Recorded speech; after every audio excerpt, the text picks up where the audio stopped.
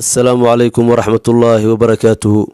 Wiil dhallinyaro ah ayaa wuxuu guursaday gabar leh akhlaaq wanaagsan iyo diin, kana soo jeedo qoys wanaagsan. Wiilkana wuxuu ahaa wiil wanaagsan, laakiin waxaa saameyn ku yeeshay wiil kale oo saaxiibo ay ahaayeen, kaas oo asagana xaasle ahaa, wuxuuna uga dayan jiray wax walba, gaar ahaan waxyaabaha ka dhexeeya asaga iyo xaaskiisa.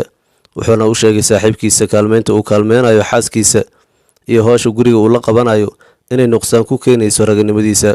Wuxuuna ahaa mid aan xaaskiisa wax la qaban, xataa ma uusan la sheekaysan jirin. Badanaa haddii uu la sheekaystana codka ayuu kor u qaadi jiray, wuxuuna ka caroon jiray waxyaabo aad u sahlan. Sidaas ay tahayna way u dulqaadan jirtay, kamana aysan sheegan jirin, mana aysan dacweyn jirin, oo reerkeeda kuma aysan diri jirin. Waxayna u sheegi jirtay wanaaggiisa, xumaantiisana way qarin jirtay. Maalin maalmaha ka mid ah wuxuu u yeeray saaxiibkiisa u dhow iyo asxaabtiisa kale, wuxuuna ku yidhi berri ii imaada. Wuxuuna keenay wan, wuxuu ku dhahay xaaskiisa, wankan gowrac, cuntada noo soo diyaari. Waxay ku tiri, ma aqaano, guriga aabahayna kuma aanan soo baranin. Wuxuu ku yidhi, haddaba isdiyaari, waxaan kuu celinayaa guriga aabbahaa. Waxay isku dayday gabadha inay ka celiso go'aanka uu qaatay, laakiin wuu ku adkaystay. Waa uu waday. Marka ay tageen guriga aabaheed, ninka wuxuu ku yidhi gabadha aabaheed oo sheekh taqiya ahaa, waatan bidaacadiinna wayna idiin soo noqotay. Gabadhiina ma taqaano sida loo kariyo oo loo diyaariyo weliimada, wax dan ahna kama lihi ilaa aad ka bartaan sida wax loo kariyo.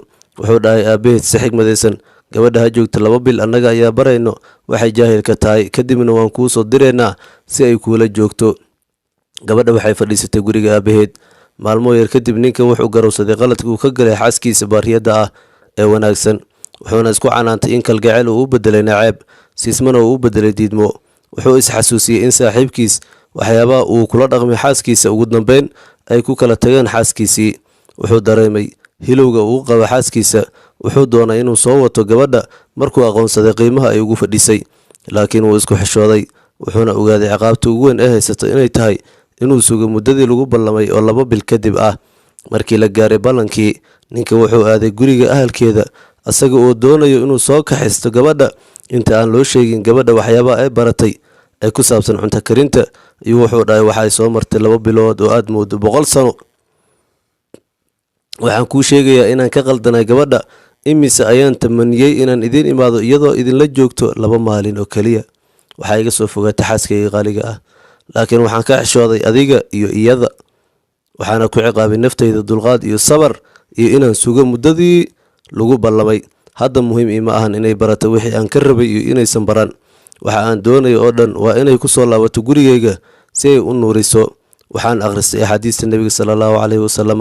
Haweenka Ilaahay uga cabsada, haweenka u dhimriya, kan in kugu khayr badan waan ka ugu khayr badan ehelkiisa, aniga ayaan in kugu khayr badan ehelkayga. Kulli way ku farxeen hadalka ninka, waxayna dareemeen runtiisa. Xaaskana waxay la laabatay ninkeeda iyadoo aad u faraxsan. Fadlan hadday ku cajibisay qisadan, like saar. Haddaa ku cusubtahay Afmaal Studio, fadlan subscribe saar, gambaleelkana furo. Mahadsanid.